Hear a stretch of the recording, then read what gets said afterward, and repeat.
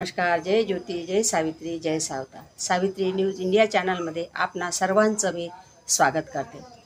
बघता बघता तो दिवस जवळ आला आहे, ज्या दिवसाची आपण सगळेच आतुरतेने वाट बघत होतो. सगळीकडे नुसती लगबग सुरू झाली आहे. गणेशोत्सव हा हिंदू धर्मियांचा एक सार्वजनिक उत्सव आहे. ह्या उत्सवात गणपतीची पूजा केली जाते. हिंदू धर्मियांचे आराध्य दैवत असलेल्या विघ्नहर्त्या गणरायाचे आगमन भाद्रपद शुद्ध चतुर्थीस होते व 10 दिवस मोठ्या उत्साहाने हा सण आपण साजरा करतो.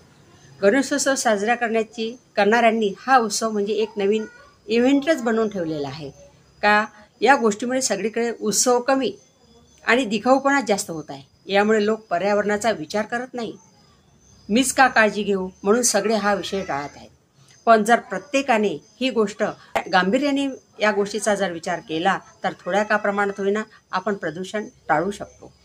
प्लास्टर ऑफ पॅरिसच्या गणेश मूर्ती नदीपात्रात विसर्जन करून पाणी प्रदूषित करण्यापेक्षा शाडूच्या मूर्तीचे पूजन करून कृत्रिम तलावात विसर्जन करणे ही काळाची गरज आहे.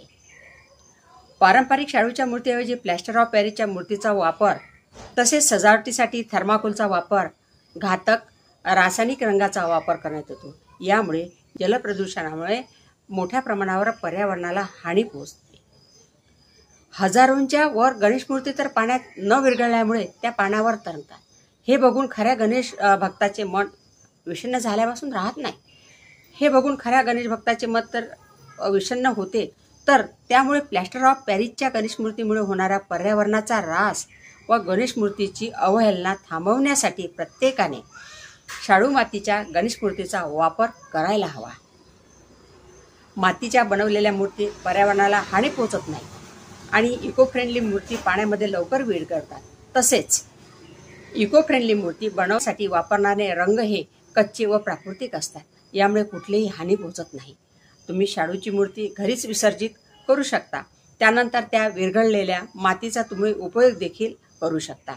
या सर्व गोष्टी केल्यामुळे बाप्पाच्या मूर्तीची विटंबना टळेल व पर्यावरण पण सुरक्षित राहील. शेवटी तुमचा निर्णय. सर्वांना गणेशोत्सवाच्या शुभेच्छा.